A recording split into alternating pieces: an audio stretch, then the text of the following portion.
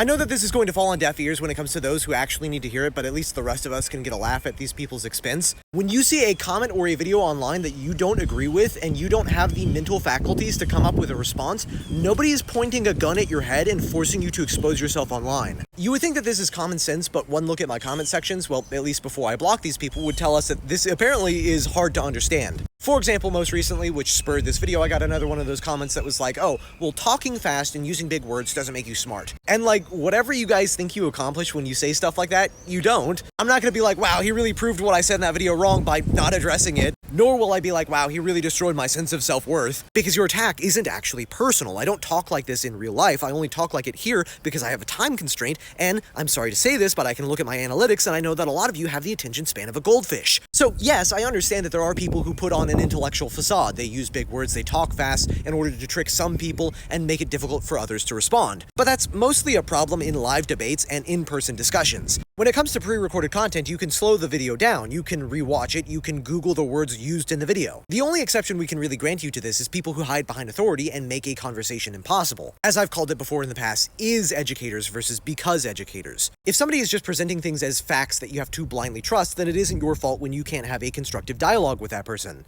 But when somebody is making because statements, when someone establishes a premise and has a clear through line to their conclusion, and you can't engage with that and your only response is like, well, you talk fast and you use big words, then to anyone who has an ounce of intelligence, you just admitted publicly that you're an idiot. You've told us that your listening comprehension speed is lower than average because you think I'm talking too fast to be understood, and then worse than just having a learning disability, which is completely fine, you instead make it everybody else's fault. You can't just work harder to understand the video, or just not engage with it if you don't understand it. No, like an impetuous child, you respond with the first brain fart that you have to make yourself feel better. Isn't that what you're doing right now? Well, here's the beautiful thing about using critical thinking. If I am doing that, then I've proven my point, so I win either way. You can only say, well, no, that comment must have been personal. It must have really gotten to you if you're making an entire video about it, if my words reflect how I feel. If everybody's words reflect how they feel. And so when you insult somebody for their intelligence, for their looks, for any other feature, it is either because you think that they think that those features are important, or because you think those features are important. In either circumstance, it is a you think statement, your perspective of the world. So you can hide behind like, no, I understand what you're saying, it's not fast for me, I understand those words. But like, no, you would only think that what I'm saying is unintelligible to others if it is somewhat unintelligible to you. One time IRL, I had a guy tell me not to use big words, and I was confused because I was like, what big word did I use?